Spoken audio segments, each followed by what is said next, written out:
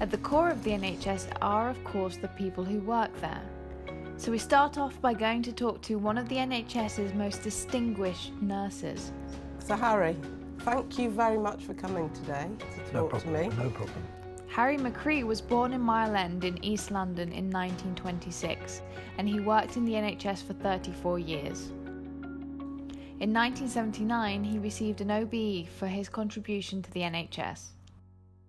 You had a very long career in the NHS, but also you were born before the NHS actually started. Don't need any reminding, I guess. You keep telling me.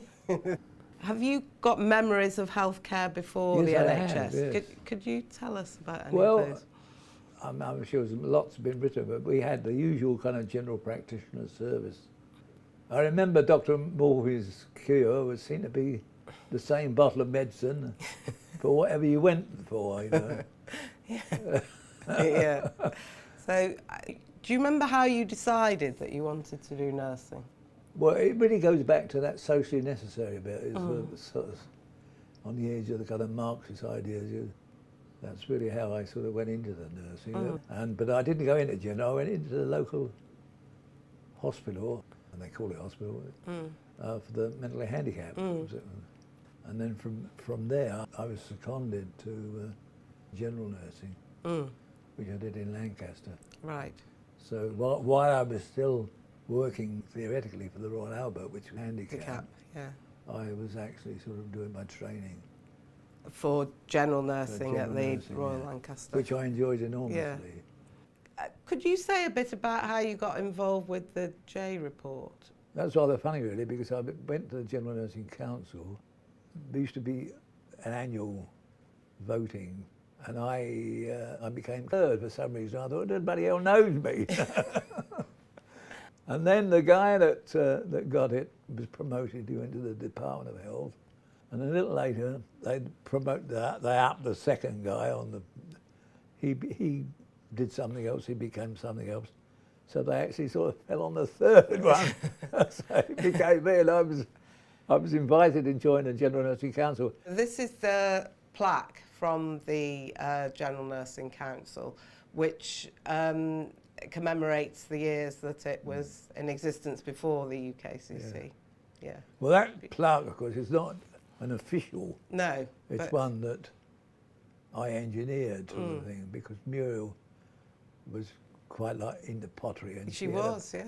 She had a pottery friend, so I did those Beautiful. really for my colleagues. No, that's brilliant. Yeah. Thank you for bringing that. Yeah. So you were on the GNC before the J report. So that was in the 90s. Well, I became a member of the J. A member, sorry. Of the... And that's when I met Peggy J, and I became the deputy chairman of the J committee. And that was a groundbreaking. Well, it was groundbreaking. And the department didn't really quite know what they were doing at the time, I don't think, because we far exceeded the expectations of the department. Really, I think because they didn't tighten up the terms of reference enough. There were one or two quite bright lads, and thought they'd take advantage of that and proceed beyond the expectations of what the committee should be looking at and doing. And that was quite sensible, really. So there were one or two lads on it that were quite useful. There was one chap with some psychology, about the only psychologist I ever remember being useful. Don't be laugh. We're surrounded by psychologists in this are we really? building. Oh God! Will I get out? But that report really, for the experience of people with learning disability, and particularly, I suppose, for children born or with inherited learning disability, the difference to their lives as a result of that committee was absolutely profound, wasn't it? Oh yeah, it did have an impact. Absolutely, yeah. Sadly, of course, it was also produced kind of conflict between the Royal College, between the nursing and the social work. Sure. Social work really let us down, really. They were pretty feeble. They didn't the social services never embraced the J report in a way. they all backed off. Said, "Oh, we can't do that. We can't. You know, it's too difficult." You know. But no one actually sort of really grasped the nettle and say, "Well, the report does set out some pretty clear reasons why nurse training is not necessarily the best option." But it all just became a fuzz. And which brings me to something which you and I have spoken about a few times, the experience of watching the wheel turning of reorganisation and perhaps coming back to where you were 20 years ago, which in your very long career you must have seen a few times. I mean, what do you think when you look at that now, as somebody who no longer works within the health service but has a lot of knowledge about the health service? Well, I think the one observation is that the reports in themselves don't bring the change. No.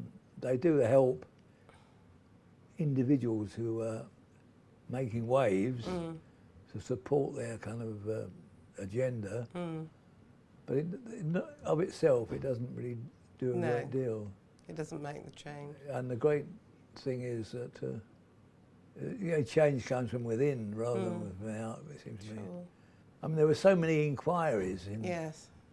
But the inquiries, of course, are still coming, aren't they? Yeah. And Harry, one thing which I think people will be interested in is that you were awarded the OBE for your services.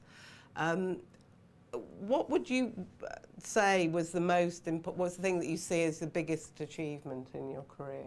I mean, would it be that, or would it be other things? I wouldn't say, getting the OBE is not an achievement, no. No, no. I thought you were going to say that. Yeah, no. No, in fact, you shouldn't really have accepted it. If I'd ever been a genuine, honest to God sort of lefty, I would have said you could stuff your OBE. You would, yeah. I mean, that's John Lennon style. Yeah, absolutely. Yeah, you really should have done. But the idea that that a working class boy gets an OBE, it would have been very disappointing, I think, to my wife and my parents and everybody else who knew me. If I said, "Well, there's this Mylen Spiv sort of getting OBEs." What do you think he's doing? Well, I feel quite proud that you've got the OBE, so I'm glad that you did accept it. And I think for nurses as well, it's really important that nurses are recognised, and they very rarely are. So, and Harry, I'd just like to thank you for your time and actually for what you've given to nurses. Thank you very much for that. Well, thank you for having me.